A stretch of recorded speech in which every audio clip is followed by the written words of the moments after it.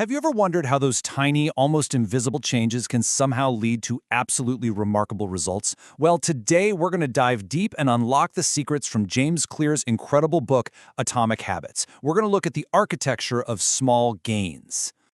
So let's just start with the big question, right? How do you actually achieve those huge, life-altering results that we're all shooting for? Is it all about some massive, heroic effort you make once in a while, or is there something else going on? And here it is. This is the core idea that kind of flips everything we've been taught on its head. James Clear says our goals aren't the problem. We all want great things. The real key, the thing that actually matters, is the system, the collection of habits you run on every single day. That's what decides where you end up, not just your big ambitions. Okay, so if systems are the answer, where do you even start? Well, it all begins with something that feels almost too small to matter. It starts with the incredible, almost magical power of tiny, consistent improvements. You can basically think of this like compound interest, but for your life. Getting 1% better today, you're not even going to notice it. But do that every day for a year, and those tiny gains start to stack up, they compound, and suddenly you have these extraordinary results. It is not about one giant leap, it's about hundreds and hundreds of small, repeatable steps. But how does this actually work? You know, what's happening inside our brains? To really change our habits for good, we first have to understand their hidden blueprint. Because it turns out every single habit we have, the good, the bad, all of them, follows the exact same pattern. And here's that pattern. It's a 4-stage loop. First, there's a cue. That's the trigger that tells your brain to get going. That cue leads to a craving, which is the motivation, the want. This pushes you to the response. That's the actual habit you perform. And finally, you get a reward, which feels good and tells your brain, hey, remember this, let's do it again. Now, this is the really crucial part. This is why just using willpower usually fails in the long run. For change that actually lasts, you can't just fight the loop. You have to become the architect of it. You have to redesign each step so that the whole system works for you, not against you. So how do we do that? Well, thankfully the book gives us a super simple, super practical framework to make it happen. It's called The 4 Laws of Behavior Change, and each law is specifically designed to hack one stage of that habit loop we just talked about.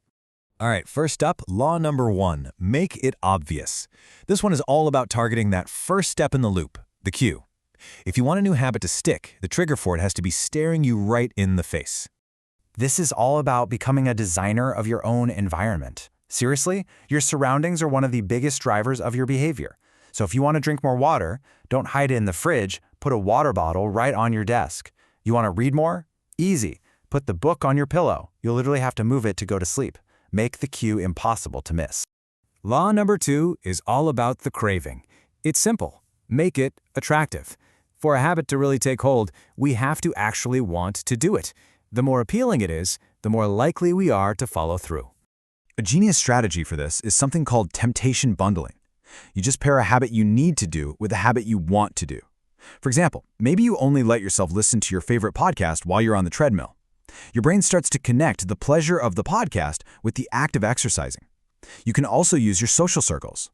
When you surround yourself with people who have the habits you want, those habits suddenly seem way more attractive. Okay, let's move on to the 3rd law, which tackles the actual action, the response.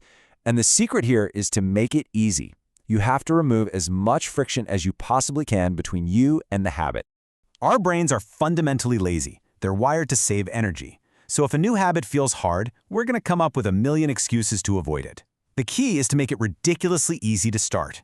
This is where the 2-minute rule comes in, and it is brilliant. Scale any new habit down so it takes less than 2 minutes. Want to start reading? Just read 1 page. Want to run a marathon? Just put on your running shoes. The goal isn't perfection. It's just to master the art of showing up. Momentum will take care of the rest. And that brings us to the final law, which closes the loop right back at the reward. Law number 4 is, make it satisfying. To make a habit stick, your brain needs to feel good after you do it. Look, our brains are wired for immediate gratification. So you've got to find a way to give yourself a small, instant win right after you do your habit. A perfect way to do this is visual tracking, like putting a big X on a calendar for every day you work out. It feels so good to see that chain grow. And a crucial rule here is never miss twice. Look, life happens. You'll miss a day, that's fine.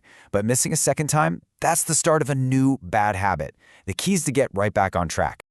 Now, we've gone through the 4 laws, which are incredibly practical. But that brings us to what might just be the most profound, powerful idea in the entire book. True lasting behavior change isn't just about what you do, it's about who you believe you are.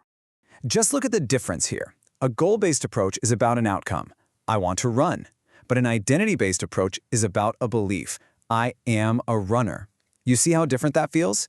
When your habits are tied to your identity, you stop fighting for change. You're just acting like the person you already believe yourself to be. And this is the key. Every single time you do your habit, you're casting a vote for the type of person you want to become. Every time you go to the gym, you cast a vote for I am an athletic person. Your habits become the evidence that builds up your identity, one tiny action at a time.